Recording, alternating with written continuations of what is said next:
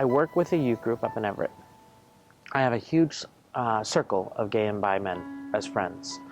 And when I get the statistics, which I do like every week, I see that like 50% of new HIV cases are in people under 34.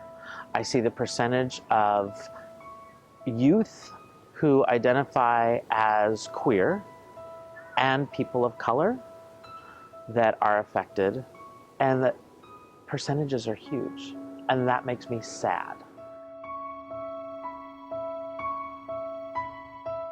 I had a really good friend when I was living in Nashville, Rodney, and he was a beautiful man, absolutely just model looks, gorgeous guy, sweetheart, tons of fun to be around.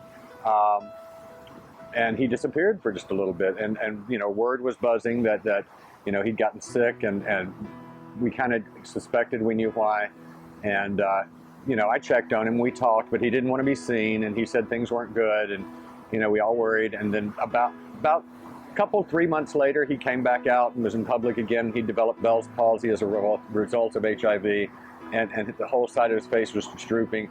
But he kept his charm up, he kept his energy up, he tried to stay happy and positive, but unfortunately, it wasn't that many months later that he started wasting, and he started developing lesions, and then ultimately just passed away rather quickly.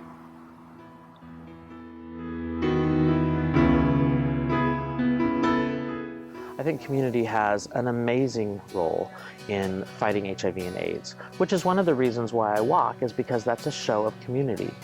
We are a huge organization, and if we can all get together and we can participate and be a showing, a force for change, a voice for change, we can affect impact. We can impact change. Take the referendum 74, for instance. I mean, no, we didn't single-handedly make the change in Washington, but I believe the work we did made a difference. The gay community is so strong, and we have come through so much, and a lot of that has been self-motivating from the core of the community. That's how we have survived so much.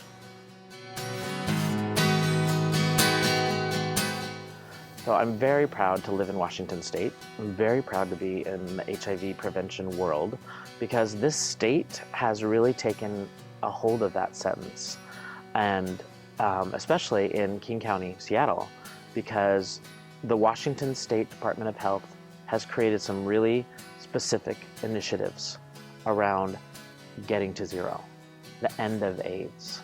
And it's been extremely controversial, but we've also made some headlines, and the entire country is looking to this state to see if we can achieve some of the goals that we set out. And if we could stop that global impact, if we could really bring an end to it, I'm getting chills. I mean, if we could really bring an end to it, that'd be a pretty exciting day.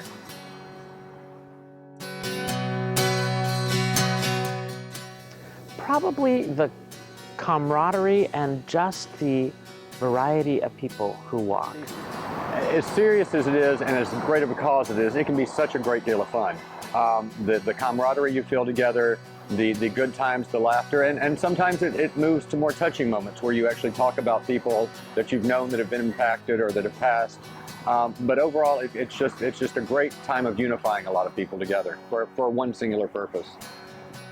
And that's, I think, the best for me, just the visual variety of people who attend in March, because it's a support of something that affects all of us. It's not just a certain community.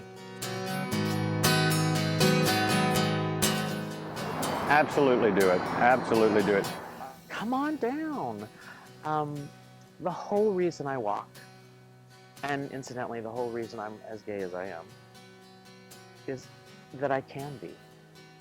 I can walk downtown, be on TV in support of somebody who's HIV/AIDS infected, even if they can't.